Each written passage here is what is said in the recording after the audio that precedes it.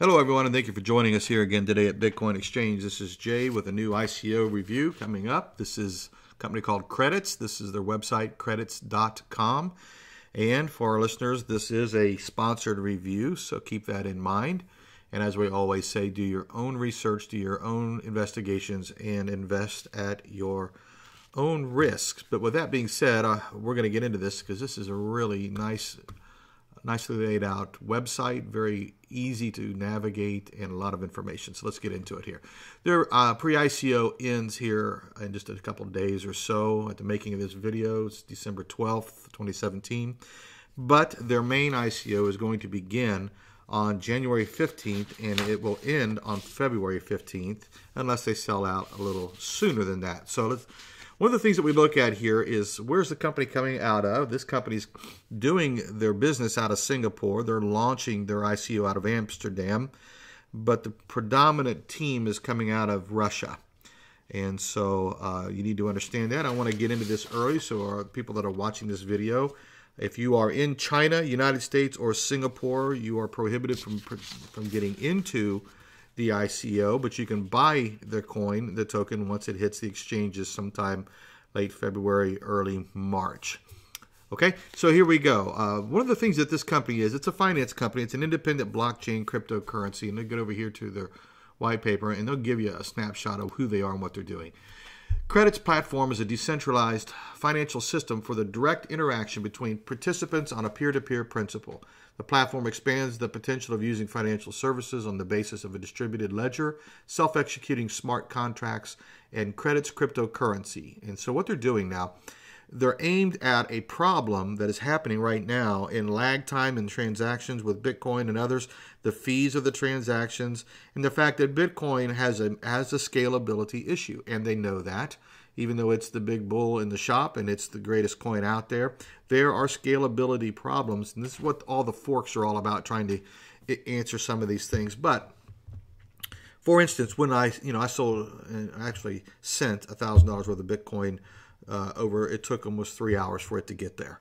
And it cost me $17 to send it. So there's scalability issues, especially when you realize that up to this point, about maybe 5% of the world know anything about cryptocurrencies or Bitcoin, but that's quickly changing. It's rapidly changing, and I understand NASDAQ is going to be putting Bitcoin on their trading platform sometime mid-2018. Imagine what that's going to do, not only to the price of the coin, but for the awareness of cryptocurrencies in general and the scalability issues that we are already receiving with Bitcoin, Ethereum, and others. So they're out to answer that question and provide a platform with a business-to-business or peer-to-peer platform with their own independent blockchain, with their own cryptocurrencies, the Credit CS token. And this is going to be scalable, number one, easily integrated into the future IoT platform, your Internet of Things platform. And so that kind of gives you an idea of what their vision is. Let's get into a little bit about the team, and then we'll jump into the ICO and give you that as well. Again, the team members here, click on this. There are 11 team members in leadership. They have a total of 25 employees, and on staff is over 10 developers. And each one of their main team that they have here on their website and on their white page, you can click on their LinkedIn, which is here, and takes you right to their bio. You can connect with them, ask them questions, find out more information. As you're doing your own research, you can click on these. One of the things I found interesting is this young lady here, bless her heart, Bruce Sadia. Her name is not Bruce Sadia. Her name is Sadia Bruce.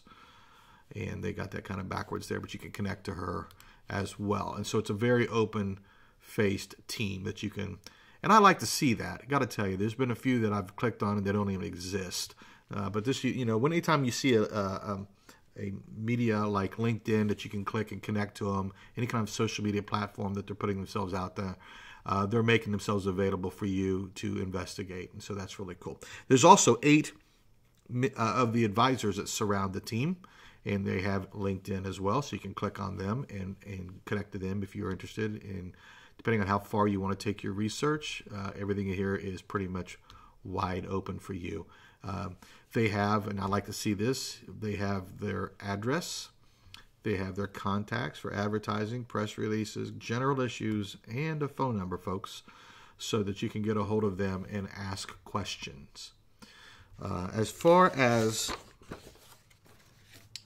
the scalability, let's jump over here, and this kind of gives you a quick, this is all on their website as well, but it kind of gives you a quick rundown here. This is pretty professionally laid out and very impressive from its appearances.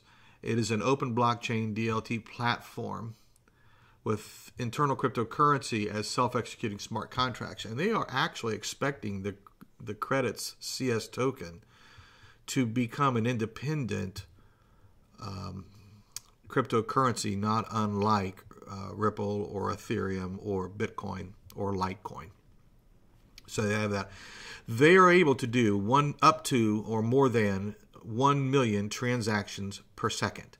That's huge, because Bitcoin is at 7 transactions, 7 to 10 per second. So the scalability issues have pretty much been reduced to nothing. They're averaging 1/100th of a second in their for the operation on the blockchain. And instead of it costing a high amount of fees, they're talking about beginning at 1/1000th of a penny. So that is very, very low. And of course, they're using advanced smart contracts rather. So you can go through here and look at this and do your reading and do your research, and it's just really, really nice. And one of the things that I look for as well is that when you look at their funds, and let's go back over here, when you get down beyond the team and the advisors, they will tell you about the ICO. Let's just jump over here and what they're going to do. The ICO right now is live, and let's just go ahead and get into the coin itself, and then give you that information as well. There's 1 billion coins that will be made available, but not all of them are going to be sold. I believe they're going to sell 80% or so. So there's going to be quite a lot of coins out there for sale. Whatever is not held back for the team and the developers and the founders will be, and it is not sold, will be burned. So that's going to help the value of the coin. And one of the things that I really like about this is that they're holding the coins for the team and for the founders for 1 year. So this is one of the things that I look at here. Your minimum payment is 1/10 or 1/100th of an Ethereum. Okay. This coin is roughly 10 to 11 cents a coin. 1 Ethereum equals 5,000 of the coins. And what I was going to say, as I was trying to find it over here, is the actual. Here's the conditions of it. Here it explains to you the escrow. 50% of the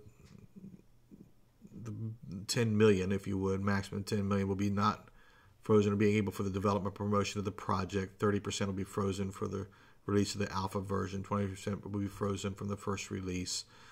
And this is all in escrow. Okay, so they're not going to make the money, take the money, and run.